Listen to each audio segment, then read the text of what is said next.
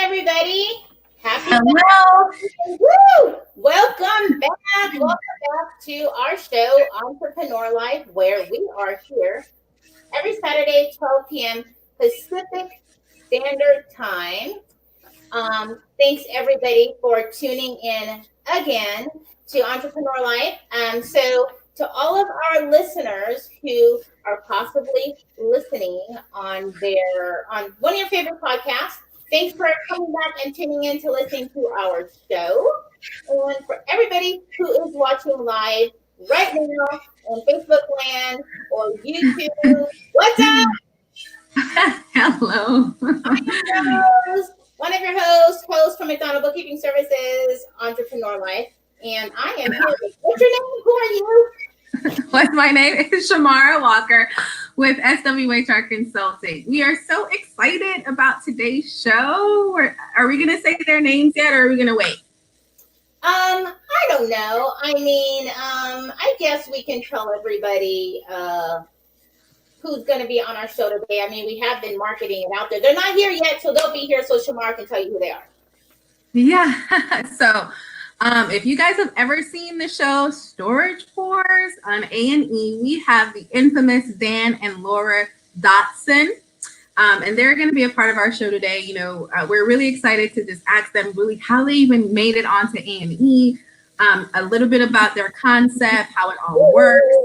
They have some great news in terms of a new idea of how they're going to pretty much allow you to be a bidder by staying safely in your home. So we're super excited to learn all about that and what that is all about. So as soon as they get on the show, we'll be asking a lot of questions and getting you guys some insight. But you know what? This is like such the perfect timing. I know. Of what's happening right now.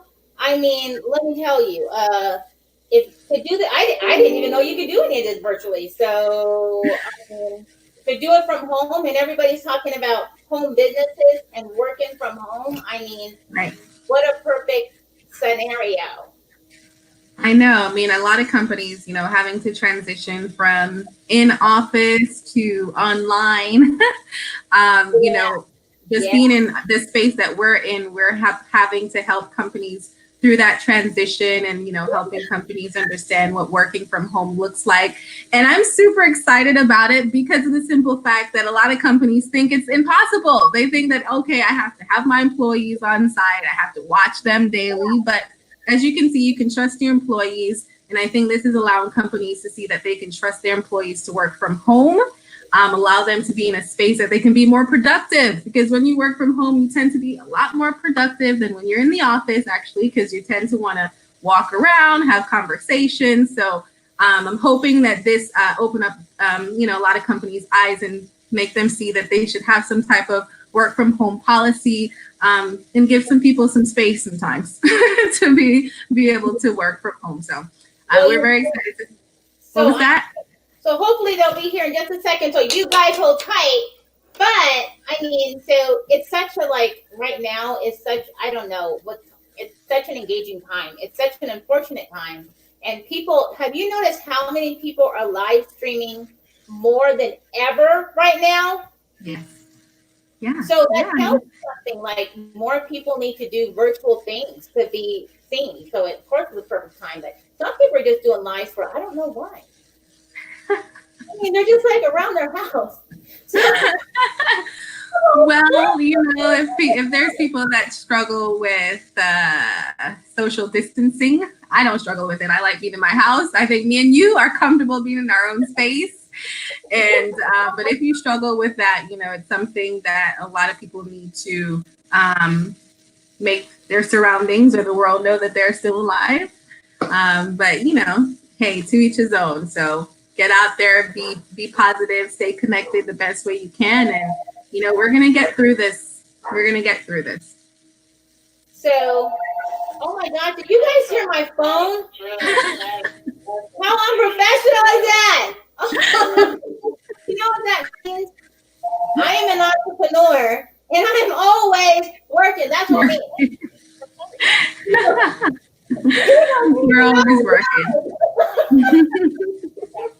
Yeah, you got to tell that client to hold off, wait a minute, I'm doing my show. So, so disregard that voicemail in the back. So if you are, we're still waiting for our guests to come on the show. They're just running a bit late. You know. Oh, hold on. This is him on the phone. Just a second. Thank you guys for loving us through our craziness and through getting our guests on the show. Sometimes it's easier for some. Actually, I have them on the line, everybody. So hi, Dan. So we are waiting on you.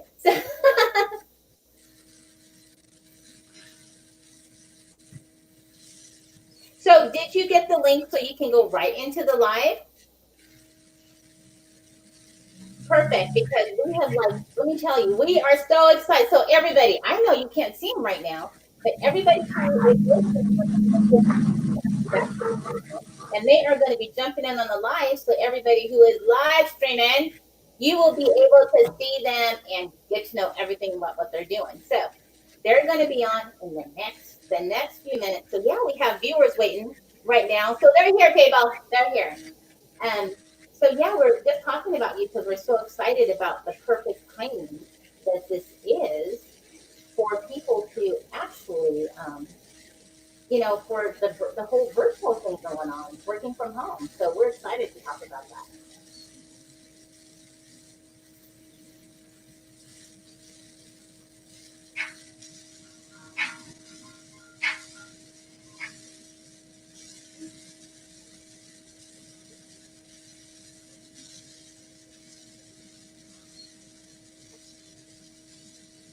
So they should be on in just a sec. You should be connecting, right?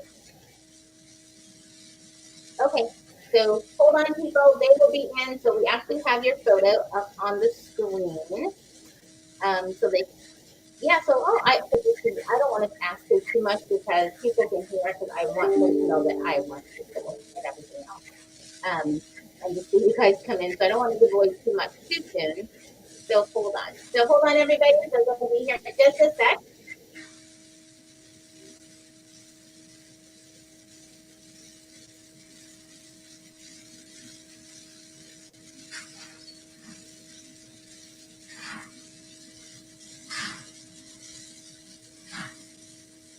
A little bit of troubleshooting issues, but we'll get through it. Yeah, it's great.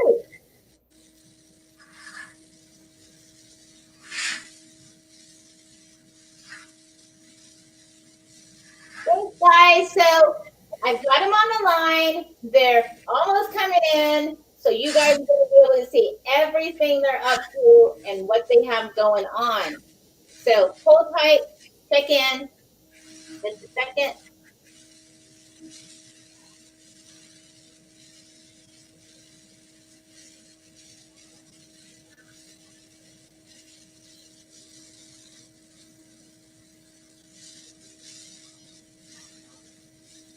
Yep, so let me get you on.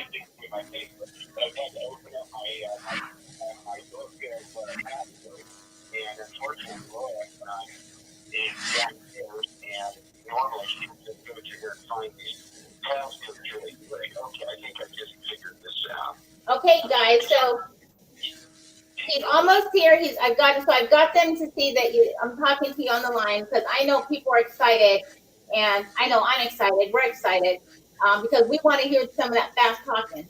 Well, we can certainly do that. We can certainly throw it on. Like in storage wars, we have a big time with all of our assets. And sometimes when I say something like, hey, you want to go 25, or you want to go 35, or 50, I get that. Figure out my basket here that everybody's going to be and it's going to be fantastic. I'm throwing it right now that it might work. Okay. Hold tight, people. So thanks to everybody for tuning in and everybody who's listening on your favorite podcast. Thanks for coming back. And everybody who is watching our live feed, they will be on shortly. We're just having technical difficulties because now everything is virtual. Right. So everybody's on. I'm using up all of the internet. And that's one thing we're going to talk about is what they're doing now and how you can do what they are doing from home, which is really great. So, of course, they should be on just momentarily as they get connected. So, again, everybody, you are watching the Entrepreneur Life Show. I am your host, Rose from McDonald Bookkeeping Services, and I'm here with this lady. I don't know why she keeps popping up on my screen every time I do a show. She happens to be here. You're so silly. I'm Shamara Walker with SWHR Consulting, and I'm popping up because I'm gorgeous. Just kidding. But we're so excited. Once we get them up up into the stream, then we'll get started.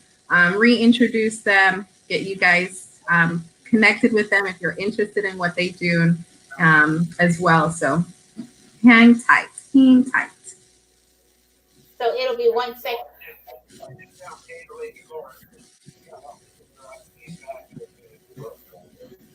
Okay, they're almost ready, you guys. So thanks for staying, you guys. Thanks for holding tight. Our guests will be on shortly. Let me put, and these are guests that we are going to have on today's show.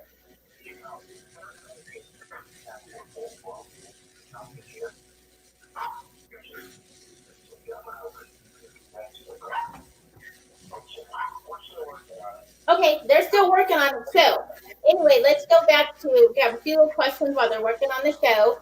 We again have Dan and Laura Dotson from the Storage Wars, the Fast Talking Auctioneers, and they're going to be talking about what they have going on with how you can do what they do and you can do it from home. So as we know, we're all like in this time right now where everything is just about virtual, if you can do it virtually. And of course, we're all on the whatever, the corona lockdown.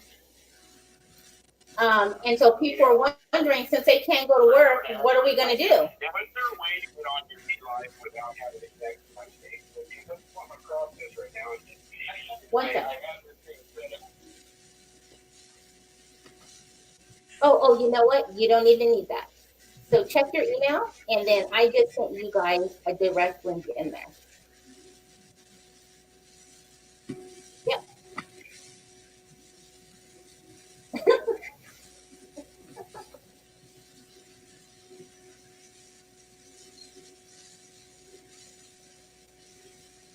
Yep. And just follow that link, and it will take you right in.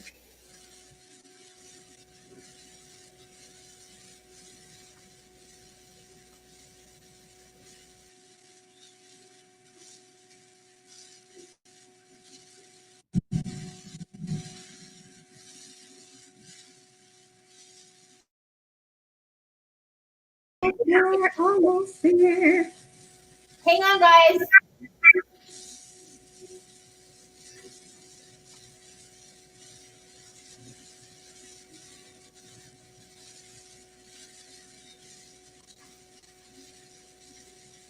Yep, I just forwarded them. Just a few minutes ago.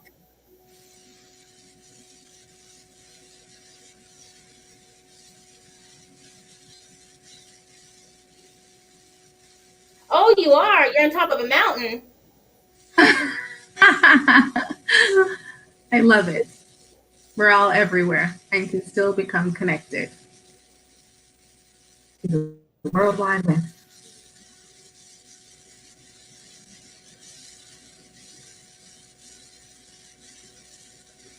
I almost have one more. Did you find it? Woo! Are they almost there?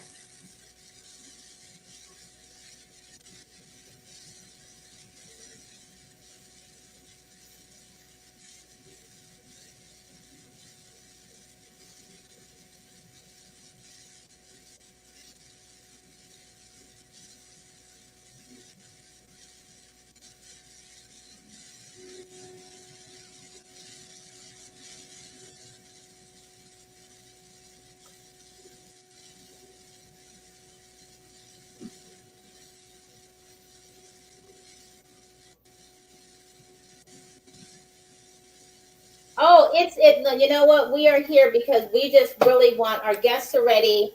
we are here. We are excited just to know what's going on, and they'd love to see you. Not yet, no.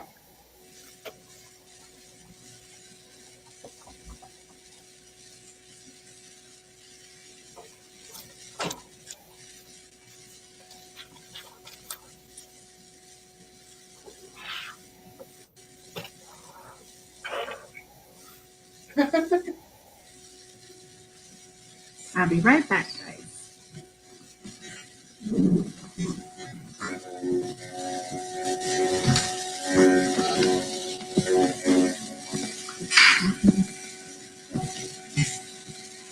Yeah, yeah.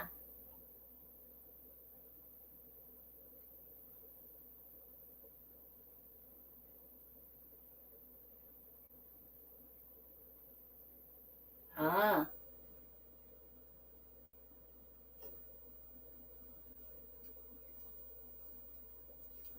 yep, yep.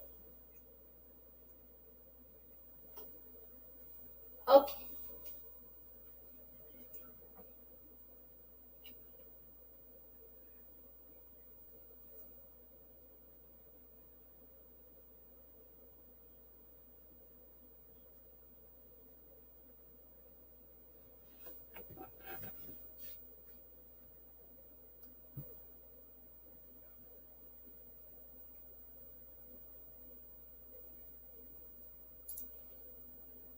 Yeah, yeah.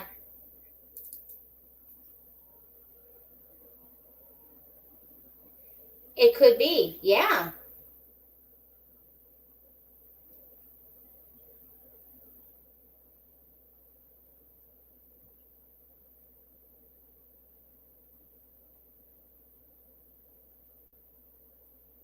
And that should have been almost here, guys. Hold on one more second. So so it should have been like the link for the new invite that I sent.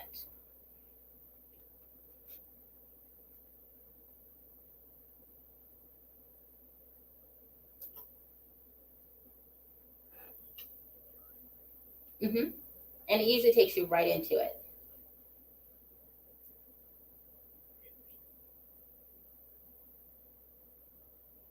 Yep. Yep. I actually just yep, I forwarded to you so you can click on that direct and it should take you right in as soon as you download. I sent it maybe about oh no, 5 minutes ago. Another one.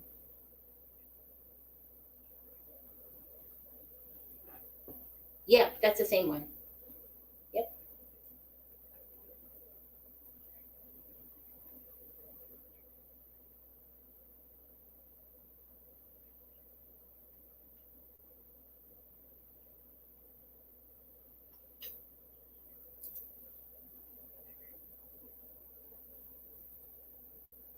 First time. First time today. Yep. Yeah.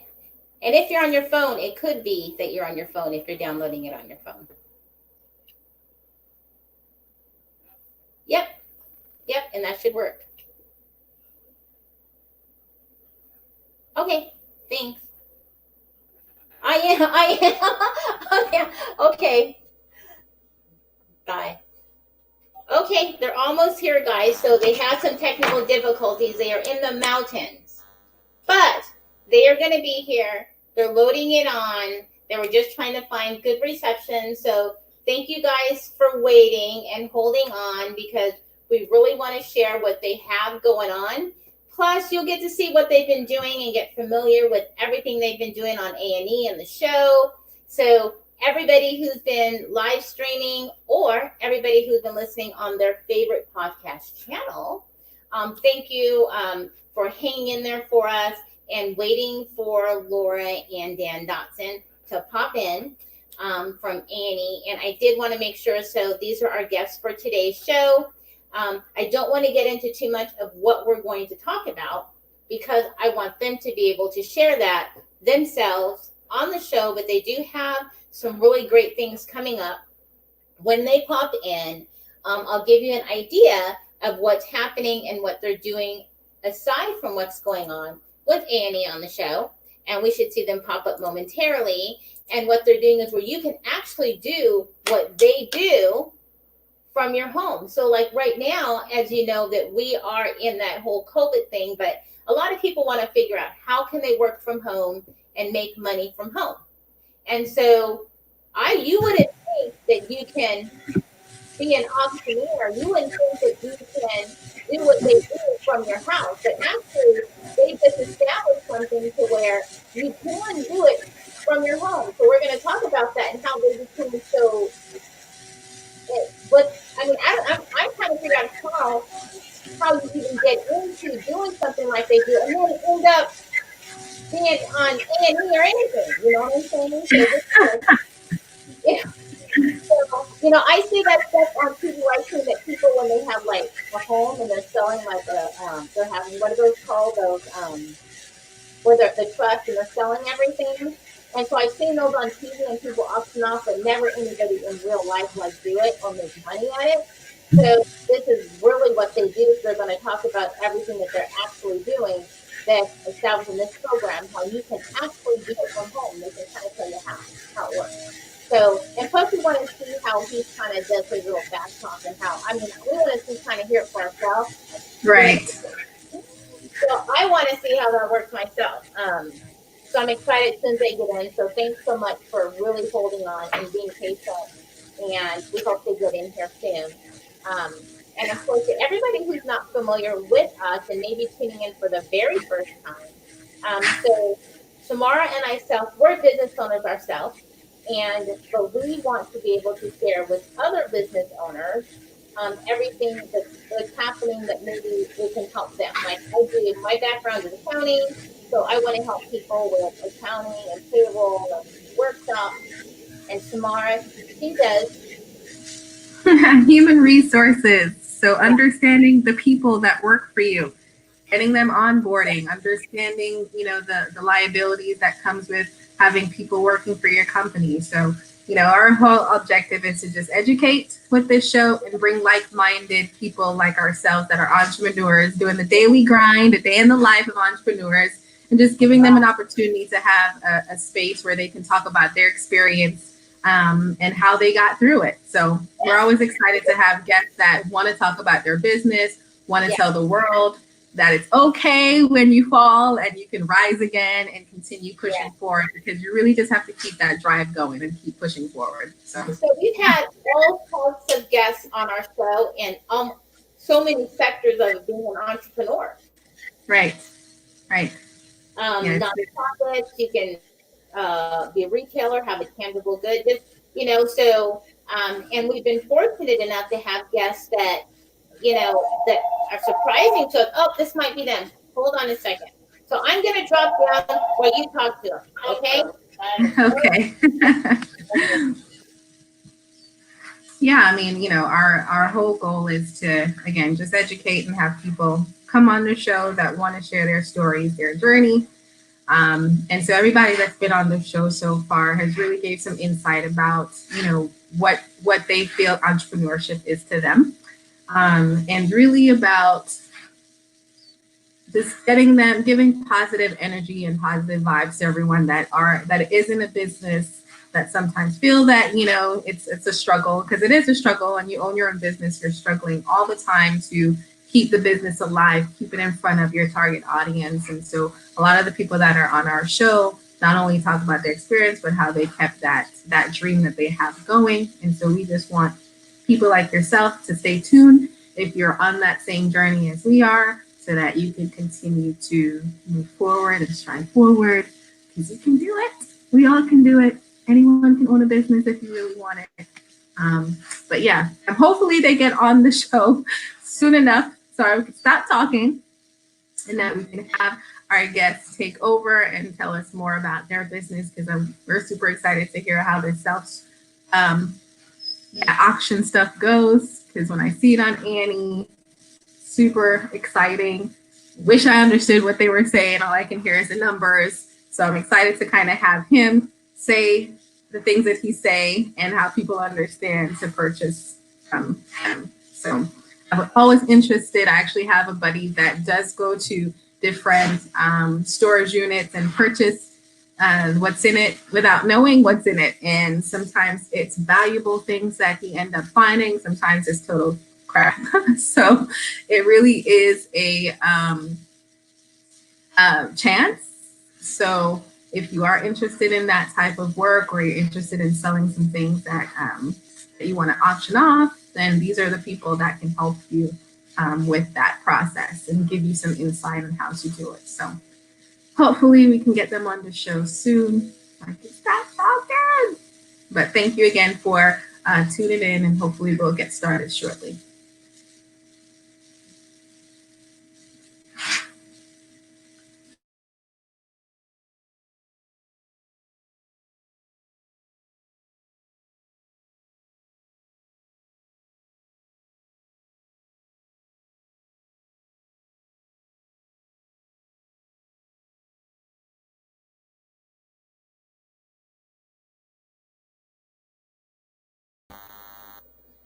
Are you lonely?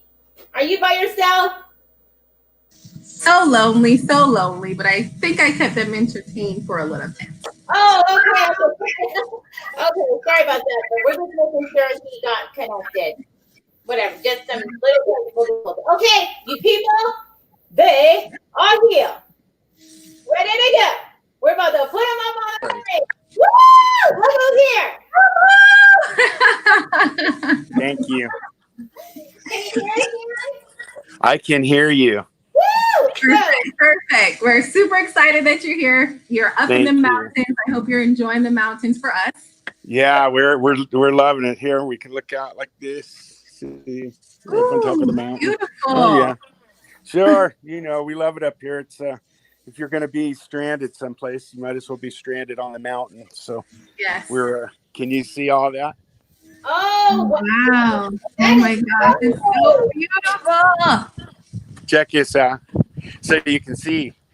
I have a lot of neighbors. Right? I'm so jealous. That is gorgeous. Well, thank you. You can thank Storage Wars for that. I know. So of course, again, I think Shamara has made an introduction, but we really want to give you a formal introduction. If you don't mind, while you're here, Shamara's going to do that, and then we can get into like art. So hey guys, thanks for everybody for coming back. Woo, we have got him here. Okay, go ahead, Shamara. Yeah, so if you haven't seen the show Storage Wars, now you have an opportunity to check it out. But we have the infamous Dan and Laura Dotson, who's on A&E, part of Storage Wars, and we're super excited to have them here. They have some new solutions to auctioneers that are locked in their home, keeping and doing the social distancing thing. And we're excited to kind of learn more about how that actually works and how you can implement that into your own life. Is that something that you're interested in doing? So Dan, we'll let you take it away and give them an intro of yourself and your wife and what you guys do and how you do it. And we're going to dive into some of our questions that we have for you today. Yeah. You can ask questions. Yeah, anybody can ask anything. I'm like an open book, and unfortunately, Laura's not going to be here for a few more minutes. Hopefully, she'll show it before we're out of here. But we have an online auction company called storageauctions.net, and it's a nationwide online self-storage portal that we've put together for the self-storage industry to use to sell unclaimed units to the public. And with the coronavirus, going on, most places, they don't want you to have groups of more than 10. And so, it's kind of challenging to do live auctions during this time. We have some clients that are considered essential, like in the moving industry. So we do have ways that we can do live auctions and keep the pods of people, including our staff, underneath 10, and we just sell stuff in rounds. The online stuff, though, anybody in the nation can go to storageauctions.net and subscribe for free notifications when auctions are put in your area. And it's free. And if you decide you want to bid on something, then you register as a buyer and use a credit card. And whoever is the winner on our site, they pay the lady 10%, and then you get to go to the self-storage facility to pay for and pick up your unit. And that's the way that it works. We have some tools on our site that are unique to our company, where auctioneers around the country, if they're used to having live auctions and they like to have them, but they're afraid that, you know, they're going to have too many people, then we do a thing called a online pre-bid option on our online process, where you still have your live auction, but people can actually bid from home. And those online bids are actually closed out prior to the live event. So the auctioneer or the manager, they don't have to deal with everybody. They can just sell to maybe 6 or 8 people. And then whoever won the units online, they can take those to the auction like a proxy bid and basically bid for the person online. So that's kind of one of our solutions, that, you know, we have to keep the things going. And we don't love selling anybody's stuff, but, you know, Right. a lot of these liens, they have been in the works for months. And you know, and these businesses that are considered essential, they are, I mean, they're part of our transportation. Storage is a super important part of our economy and everything. So if that gets clogged up, then a lot of things will get clogged up. Transportation will get clogged up, supplies will get clogged up, and it just won't be a good thing. So hopefully we'll all get back soon. And hopefully everybody's wearing their mask and you're not touching your faces. Can't touch your face. And because this virus, they say, comes through your nose, your mouth, or your eyes. So if you don't touch those things, and you just keep something over your face, you know, I understand now, 2 pieces of cotton over your mouth with a paper towel will keep out like 99% of the viruses. So, you know, anybody can do that. Laura, she devised a mask for me, you know, a week or 2 ago. And she made it out of like I had nose surgery, right? Up in my nose, right? And they gave me one of these like mask things. She went and put her panty liner inside that. And that was her thing that she did. So, you know, Laura's like, you gotta stay creative during these times. You have to be creative. She is. She knows how to do anything. I just sit back and watch her go, because hey, the Lady Laura's got it all figured out. Do any of your folks have any questions about anything? I think our main question. Okay, you're gonna go first. Go first, then. Okay, so I wanted to know, really, how did being an auctioneer come to fruition? Yeah, that was my same question. Like, how did you guys actually get started doing this? This is exciting. I love talking about me. My grandfather and my mom were both auctioneers. So at a young age, when I was 8 or 9 years old, I used to go back to Arkansas to my grandfather's farm, where he raised cattle and he was an auctioneer, did farm auctions and stuff. And I would help him set up these auctions. And I always loved watching him do that. And I watched him, you know, for like 3 or 4 summers.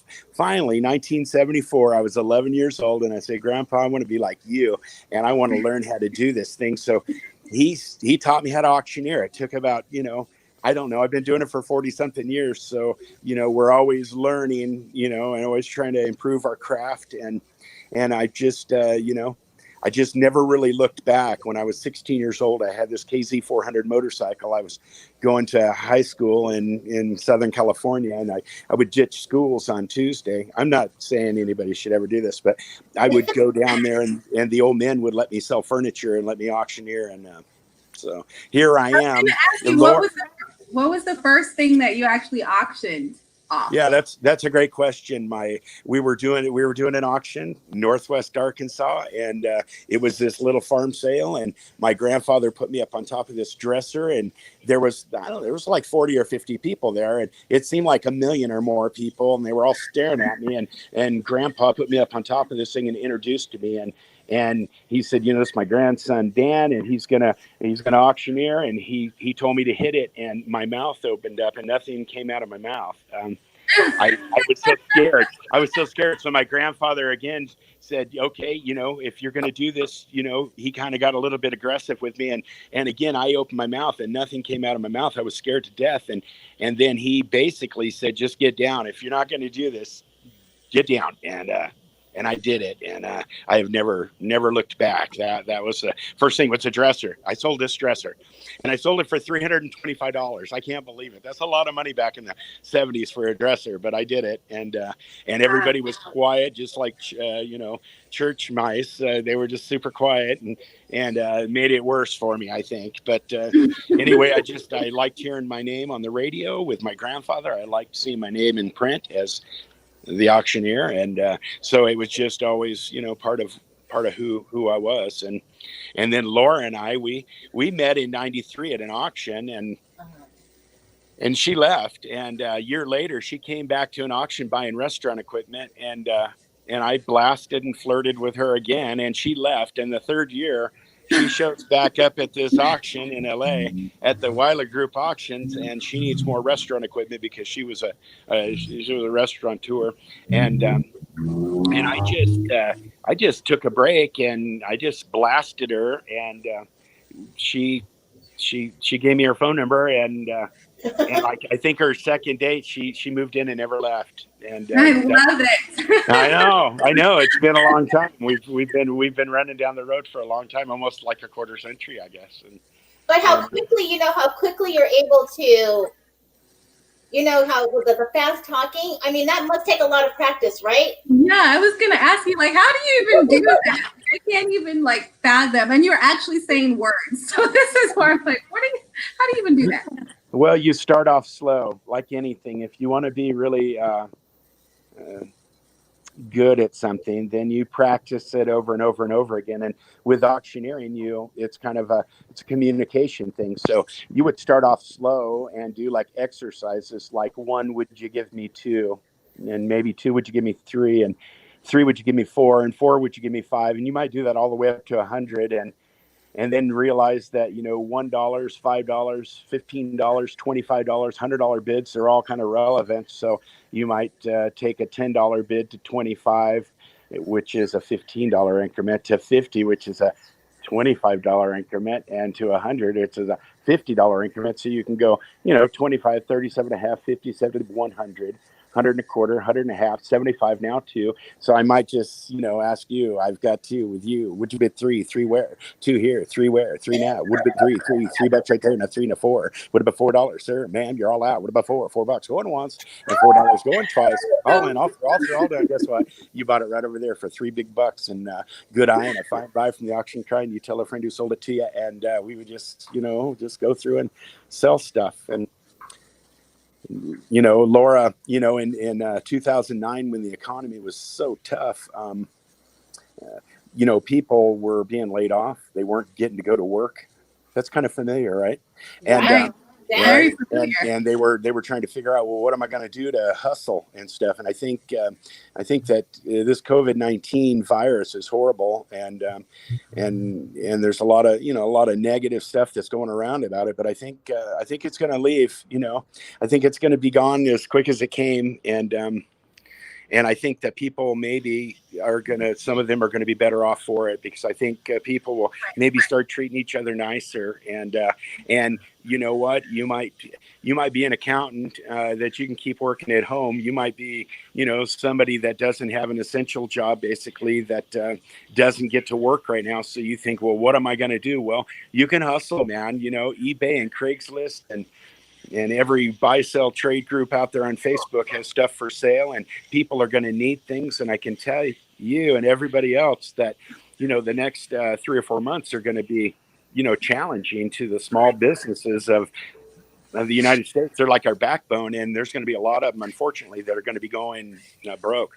And there's going to be as many companies raising and expanding as there are losing. So, you're going to find printing companies that are going to be going broke, and you're going to be finding printing companies that are going to be buying more printing equipment to expand their game. And you're going to find a lot of this stuff maybe from China. We're just not going to be so reliant on it, and we're going to have to make more stuff ourselves. And we're going to, yep, it is, and I think it's going to make us a stronger nation. And I think we're going to be more unified, and I think that people are going to learn to hustle a little bit better, which is, good for me. I like hustlers around me, because if I can make you money, you're always going to be there with your trucks. You're always going to buy my stuff, and I don't like selling people stuff, but it's part of the economy. It's if all these companies decided, oh, I can't ever sell anybody stuff, then it wouldn't take very long till they would just have buildings of stuff and nobody paying, and then the bank would take their building because they're not paying for it, and then they would sell it to somebody else, and then they would have to get rid of the stuff in there. And that's where auctioneers like me come in handy, is because these are legal processes. These aren't just things where you grab somebody's stuff and sell it. There's a process, and the process gives everybody a chance to, retrieve their stuff and whatever. But I can say that, all the small dealers throughout the nation are going to be considered essential, especially if this closure keeps going on, because a lot of neighborhoods and a lot of people on the ground level are going to need merchandise and supplies, and that stuff doesn't all come from Costco. Not everybody can make it to the big box stores. There's always somebody around that's hustling, that's got $2 roll of toilet paper that and they get it. So I do have we had a question. I don't know if you can see it on the screen. His name is Wally. Yeah, salted units, good stuff. How do I handle corrupt? Hey, this is a cool system, and this is a great question. The problem is boxes are full of trash, as seen on Lunkers TV and Grimes Finds. I get that. Here's what the deal is. Most of the money is made on $10, $20, $50 items. They're not made on, grandiose, $1 million collections or $300,000 collections like the Gutierrez art that Daryl won out in Montebello at Handy Self Storage. That was a real deal. That was our client, and he got that. And I think what it is you guys have to trust the management that you're buying from. So until you've bought something from a facility once or twice, and that the managers are more concerned with their reputation and less concerned with what's in that unit, because what you want managers that don't give a damn what's in that unit. You want managers that just really love their paying clients, and when they're not paying, they go through the proper process. They try to get a hold of them. They try to work out deals, but when that doesn't happen, then they sell them out. You folks buy it, clean it out, then they get somebody brand new in there that's going to pay their rent. That's really what a very good manager or owner desires most. And so it's up to the buyers to build up these trust relationships. And so if you you go onto a site and you see a brand new facility in your town and it's got a big old nice unit in it, and you're wanting to bid and you're not sure what you should bid or whatever, the first thing I would do is I would call the manager, and I would just find out, is this a lead unit? How long were they in storage? Do you know anything else out about it? Is that unit really full? Is there really heavy stuff in there? Because maybe there's something in there that you don't see on the photographs that's heavy, that's going to cost you money to dump. And, that takes away from your profit margin. Right. So, you basically, until you trust a facility, or unless you just really see the items that you want, you shouldn't be speculating, because that's not good for long-term business. You should be very careful. And if you are buying a 20-foot unit, you can see 7, 8, 9 feet in that unit, and you can see, okay, I can see $500 basically on the front half, then maybe there's $500 worth of stuff on the back half, maybe. So potentially that could be like $1,000 unit. And so what would you want to pay for $1,000? Not more than a couple, 200 or 300. I mean, unless you're sure, then you might go $500 if there's not too much junk. And that's just from a guy that's sold thousands of units, and I've got thousands of buyers and friends that buy stuff, and I hear their stories all the time. So you just have to kind of build up a trust with certain managers. If you call them up, they seem like they're honest, nice people. They probably are. If you think something's a certain way and somebody tells you something, then if you have a manager that's trying to play up a unit like, oh, this and that and this, I don't know if I would trust that or not. Right. You might not trust that one, just because you don't want these managers to know too much. And if it was really great, it's really great, then they're telling everybody the same thing. And right. So it's a great question that they had there, and I really don't have an answer for it, except for just play it slow. Don't throw your money away. If you see it, it's probably there. And if you don't see it, it's probably not there. And if it looks like junk, it's junk, probably. I mean, So it do they probably is. typically have like pictures out for you to kind of guesstimate, or is it when you show up on site, you kind of get a little bit of a gaze in theirs and then you kind of make your decision? How does Yeah, that actually work? it really depends on what type of sale it is. If it's an online sale, like our site storageauctions.net, then you just get to look at photographs, and there'll be a unique seal on there that when those photographs are taken and they do an inventory, they take that so they can put it in the newspaper, and then they usually put a unique seal on the unit. So when you buy one online, you see the pictures, it should have the same seal on there, locked with the overlock that is on your receipt. And that way, if it's not there, then you might want to start breaking out the photos of the unit you bought to make sure that it matches up. And if you ever buy a unit and you open it up and something's not there, or it's missing, or it's just different, or it's the wrong unit, you can just forget it. You just tell them you don't want this unit, you want your money back, and that's it. And here's why. And most places won't give a problem at all with that. Oh, Sometimes that's good. they might just get a wrong photograph from another unit in there and they didn't even realize it. And, in that case, they give the money back. We give our commissions back. We refund them back really easy. We don't want anybody unhappy or mad. And we just make 10% on everything, $10 over, and anything under $10, we don't charge anything for it. If you win it, you get a winner certificate. Then you've got to go to the facility and give them a cleaning deposit. And once you clean it out, you get the cleaning deposit back. So that's kind of cool.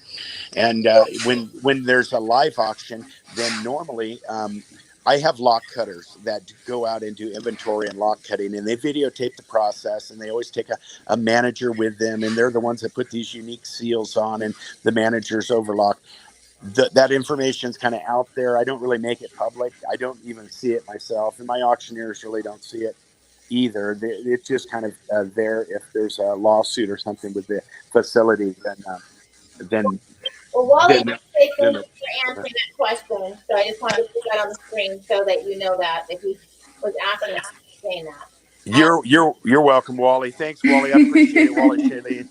Yeah, I can see So that. tell us a little bit about this A&E journey, because we're excited to just understand, like, how did you guys even make it? Was it, when you started the business that you kind of journeyed there, or they just found you guys? Tell us a little bit about that journey onto A&E.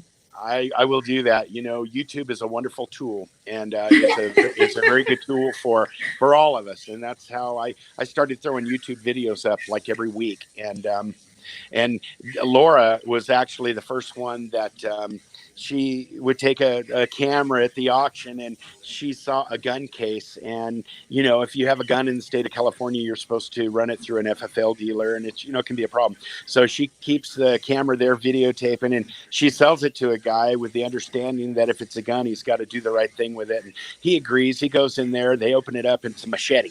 It was just a machete, it wasn't a gun at all. So anyway, we just kept throwing these videos against the wall in 2009, and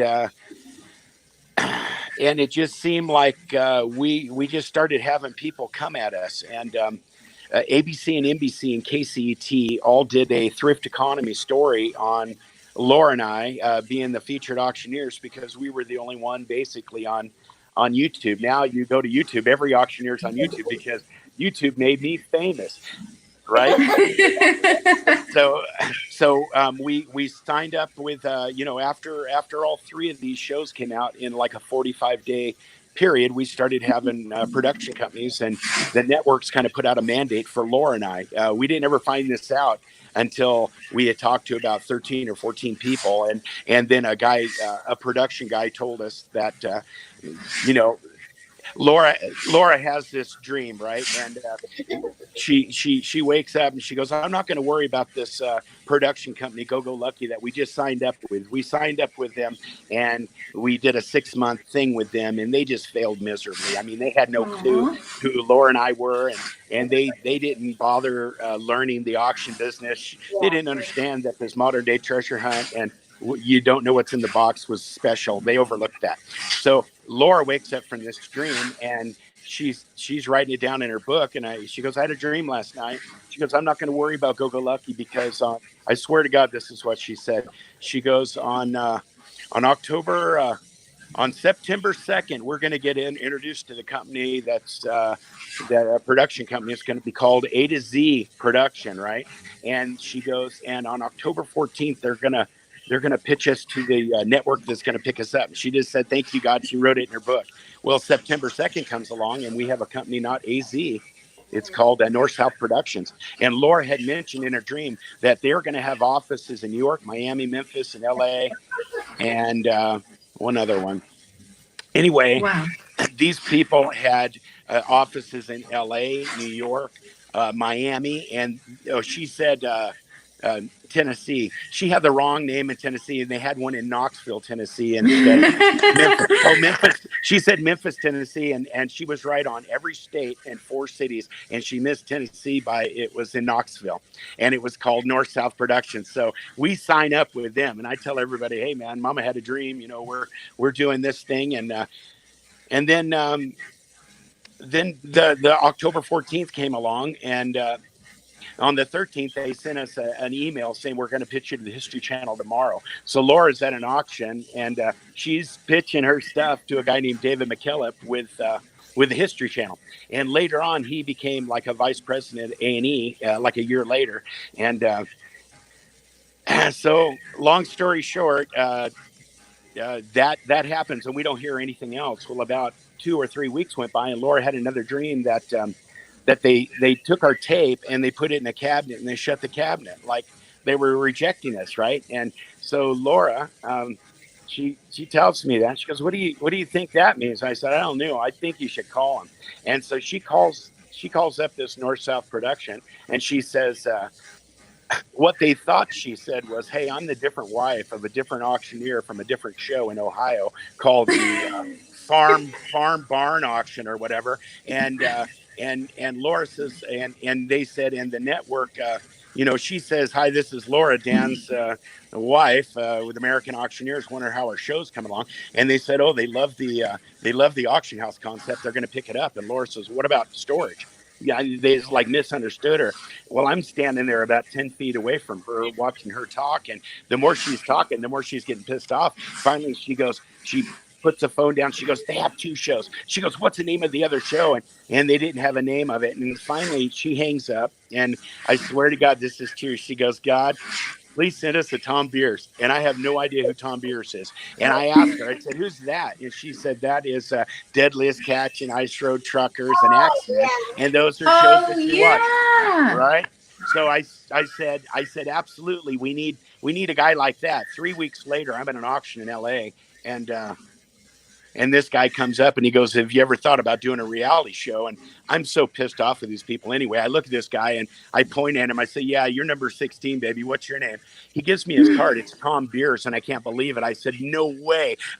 My wife prayed you would come here, and here you are, and you're the guru, and you can turn this shit into gold. And I have 45 days left on this contract if you're patient. He goes, I'm patient. So about 7 days before our contract was up, we had a producer from the Discovery Channel offer me a pile of money with 6 shows if I would give him 6 months to develop Laura and I as a show. And I told him that I was like in a holding pattern with Tom Beers. So I hung up the phone, and 3 hours later he calls back and he says, I'll give you this pile of money and I'll give you 6 shows on Discovery Channel stationary if you'll just let us work out a show for you in the next 6 months.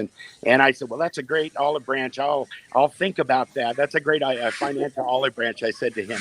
So as soon as I got off the phone, I typed Tom Beers an email, and I said, hey man, these guys are saying they're offering me money for 6 shows on history, and you say 4 shows on A&E. What say you? And anyway, so they matched that, and we kind of held out and got a little bit more than that. And that's been 10 years ago, and it's just been a really great ride.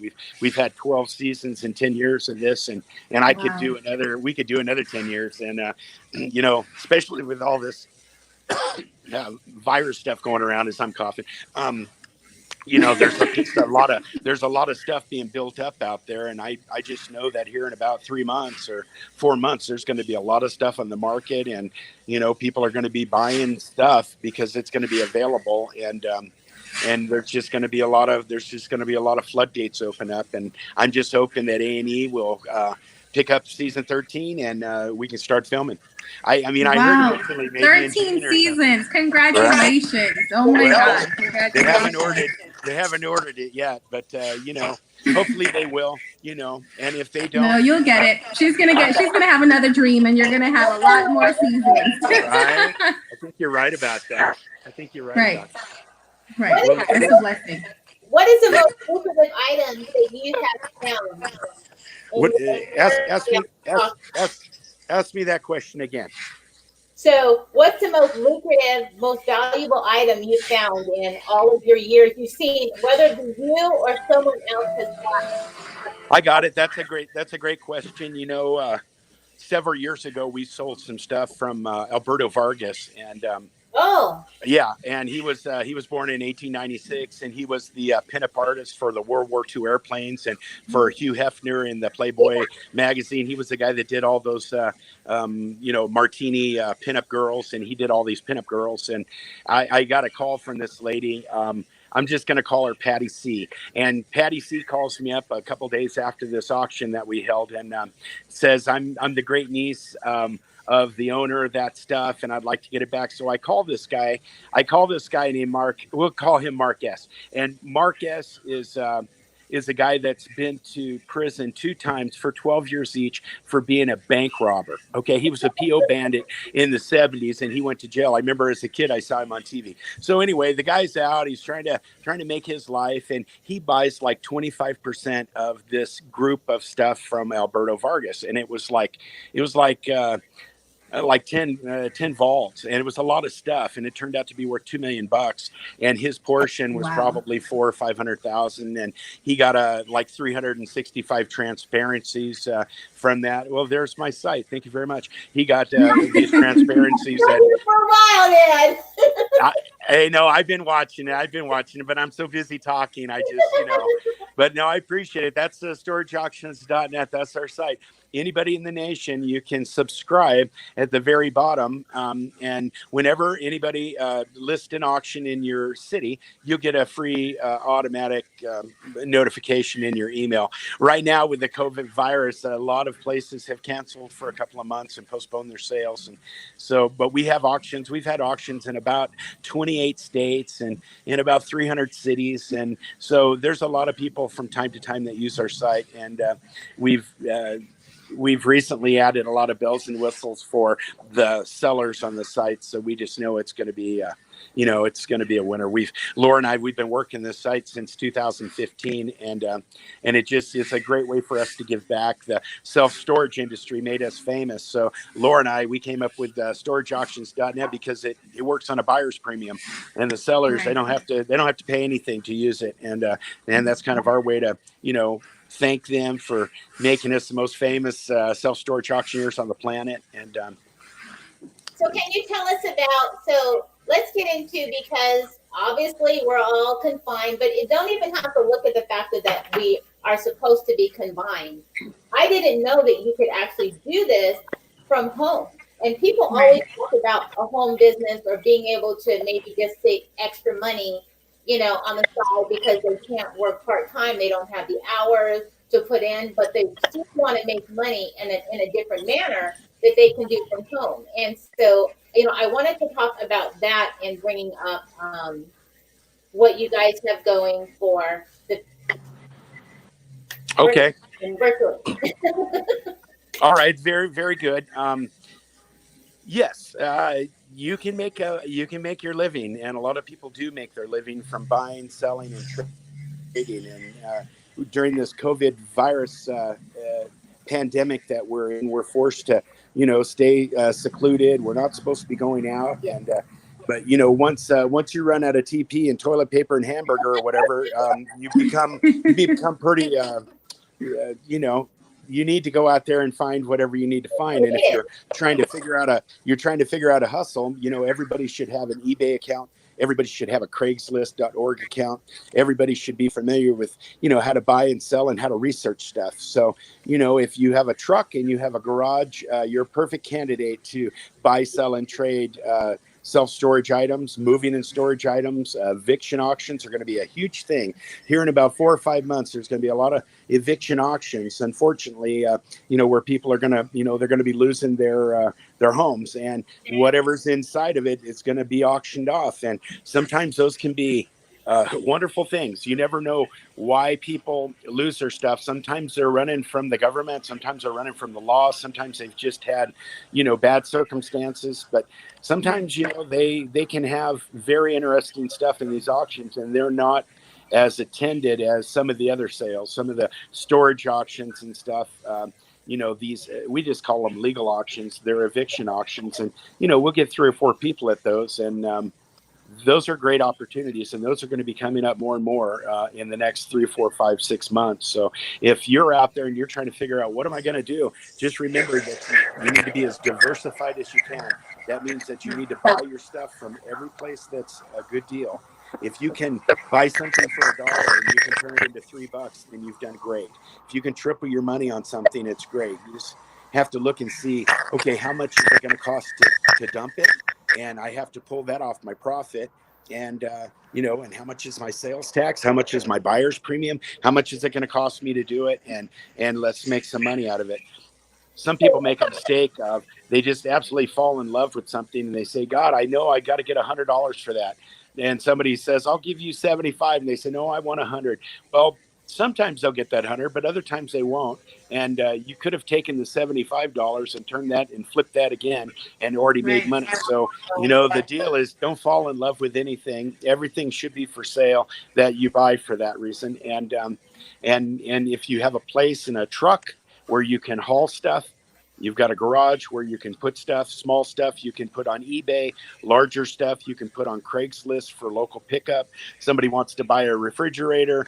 Okay, they come down. You can do a no contact sale with people where, you meet them, you get your payment. If you're taking your payment over the internet, then you put the freezer out on your curb and you give them the address and tell them come pick it up, and you're done with it. And so there's absolute ways for us to do this. We just have to be smart about it and see, just use our common sense when we're out there. If you're not feeling good, stay home. If you have a mask, you should make one, or you should buy one and you should wear it. And they say that a piece of cotton fabric folded over twice with like a paper towel in it is one of the best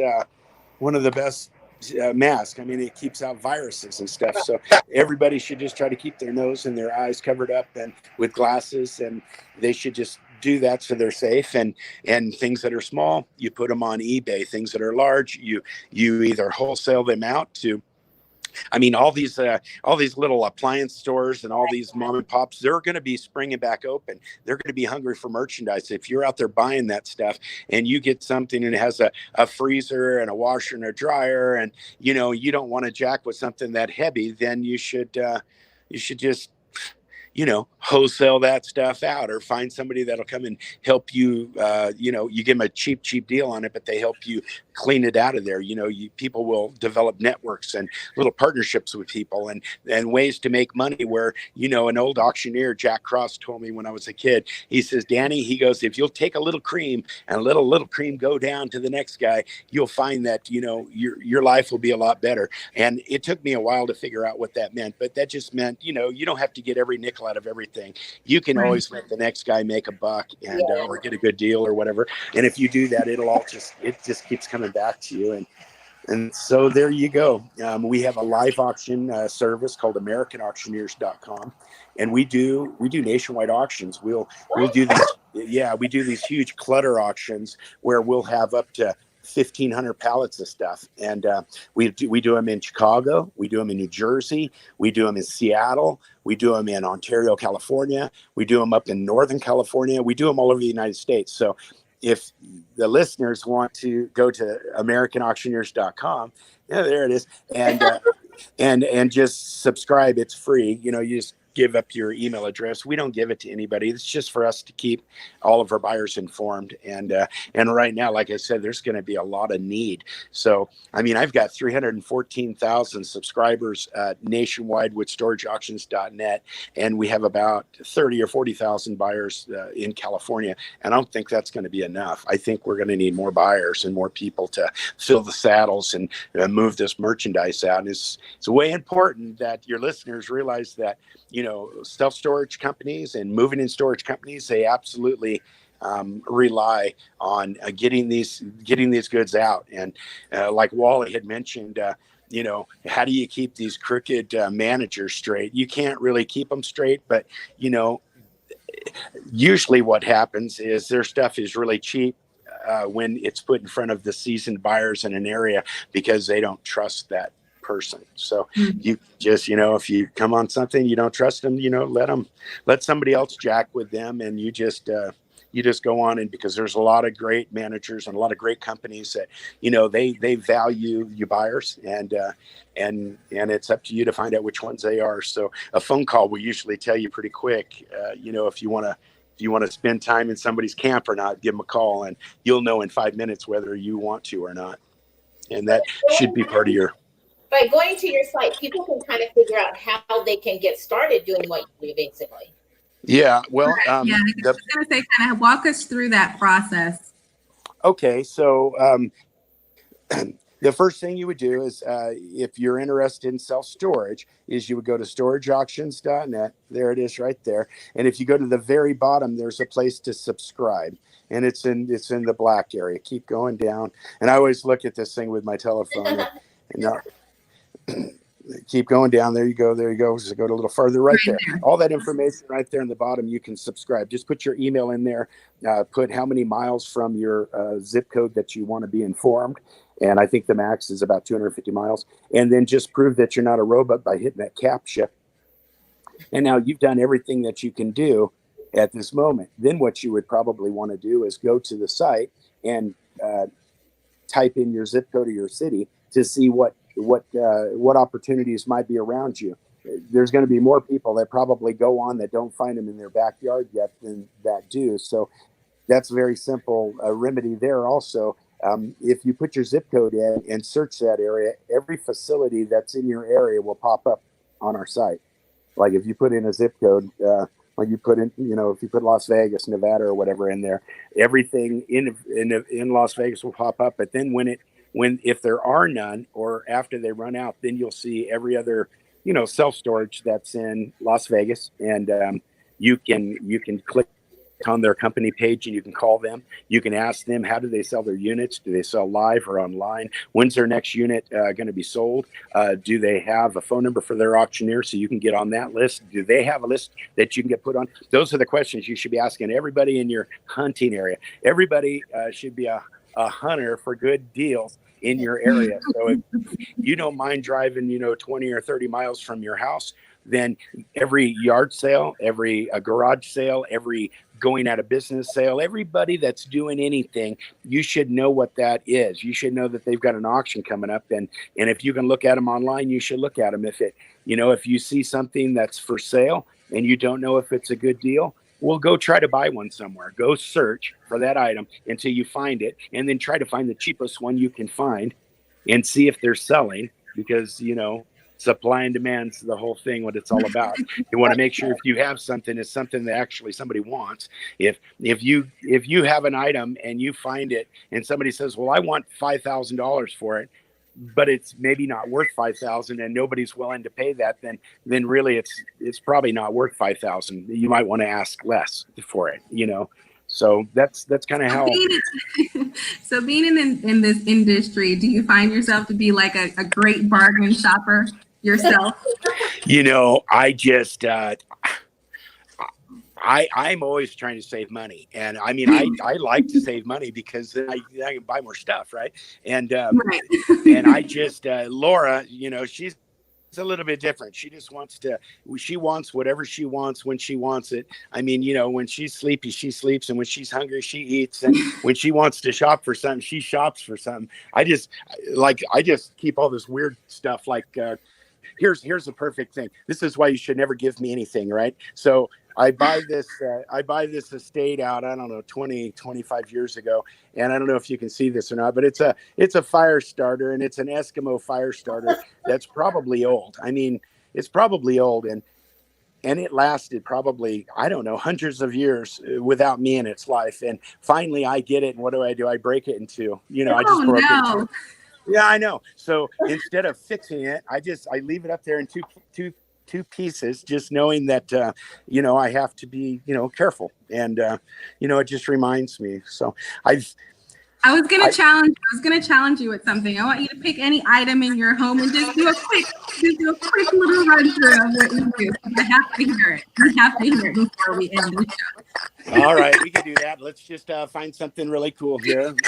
Okay, I've got this. Okay, this is a pre-Columbian. Oh God, I shouldn't have known how to touch this. This is it's supposed to be like a fertile god. If you touch it, you get pregnant, and I just took it off the shelf. I don't know what the hell I'm thinking. All right, here we're going. How much money? What are you going to pay? Say, and how much money? Where? Guaranteed to give you a baby.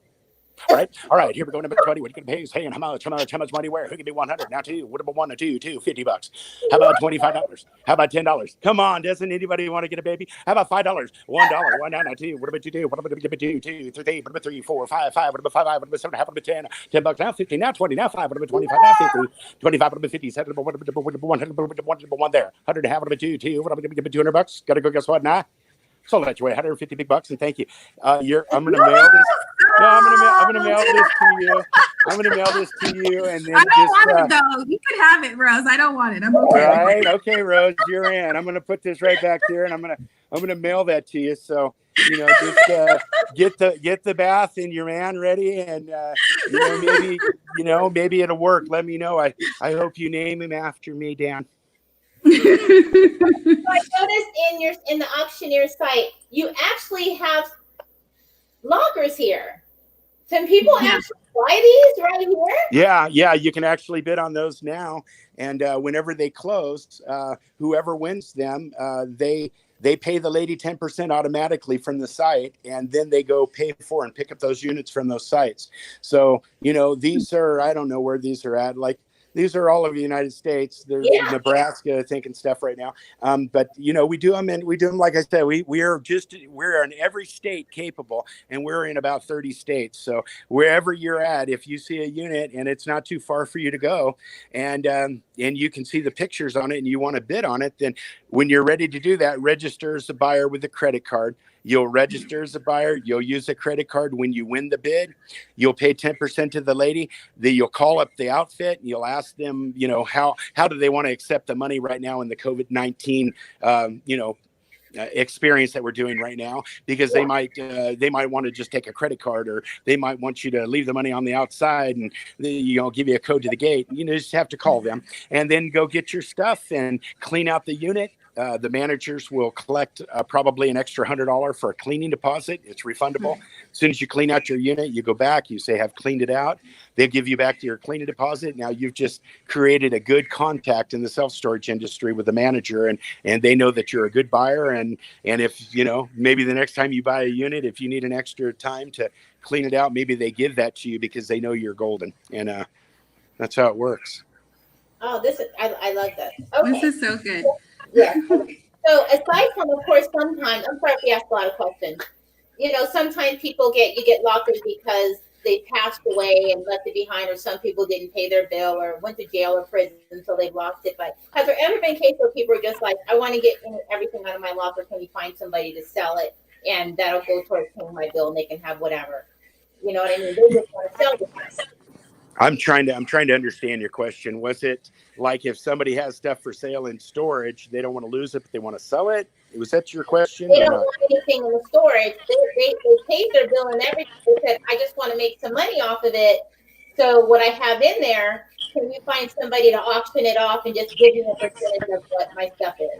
Yeah, the best way that our site can help them is if any of your listeners have stuff in storage and it's part of an estate or just something you want to sell, The site is set up exclusively for the self-storage industry. However, if any self-storage industry claims their site and they have a client that they're wanting to do a favor for, they can put those units online on our site. They just need to put the terms that it's a private estate, and they're going to contact you, the office or whatever. And when when the people win it, then you'll have to go and probably, instead of meeting the manager right there, you'll probably be meeting you'll be meeting the manager and whoever represents the estate. And that's kind of how that works. So we do that sometimes, and people do that sometimes. So that's the best way on our site to do it. There's always if you have stuff for sale,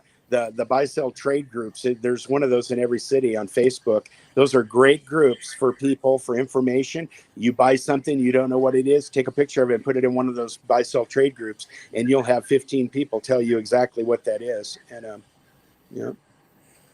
Well, I hope everybody got something out of this. This is my favorite show. My favorite.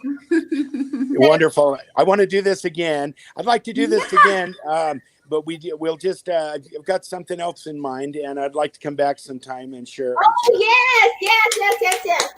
Even if we can get in action. Okay. Right on. Very good. Well, it's been fun talking with you ladies, and great show. And sorry we kept all your listeners waiting. Hopefully you can fix that in post. And well, it's everywhere. So it's totally fine. We're just so excited that you had the opportunity to jump on and share your experience and what you guys have built together. I think one of the things that I wanted, my last question is just kind of tell, people in this time, especially now where we're just all frantic and trying to figure out how we're going to survive. If there's something that you can tell them that's positive to keep them going, especially in the entrepreneur space, because that's what we do. What would you say to the audience? I would just work on things that we're not good at now while we have the isolation. Things in life that you're challenged with or you're not very good at that you wish you were. This is a good time to reflect and figure those things out. This is a great time for people to be a lot nicer to each other and reach out and I think if everyone looks for the good instead of for a long time, people have just been looking for all the negative. And I think it's time to change that and look for the good. And just, I'm not a Bible thumper, but I believe in God. And I ask God for whatever I need. And I thank him every day for everything that I have. Yeah. That's what I suggest people do is pray, learn a new hustle, figure out if you have an interest and you want to buy and sell, trade that item, figure out what that is, because there's going to be plenty of people. If you want to buy and sell pocket watches, you be the pocket watch guy or gal. And right. Plenty of people selling those. And in all these groups of all these self-storage buyers, they all find certain things that they don't know what to do with them. So I would just tell people, whatever you're way interested in, take this time and learn all you can about it. And if you really like to buy, sell, and trade, that's a wonderful way to feed your family. And the sky's the limit. There's no cap. You can make as much money as you want to. And there is hope. And this COVID-19 stuff is going to be behind us. It's going to leave us as fast as it found us. And hopefully, I'm just sad for the people that aren't going to make it. And I just want everybody to think about other people instead of just themselves. And when you go out there, be safe. They want everybody to wear a mask all the time when you're outside.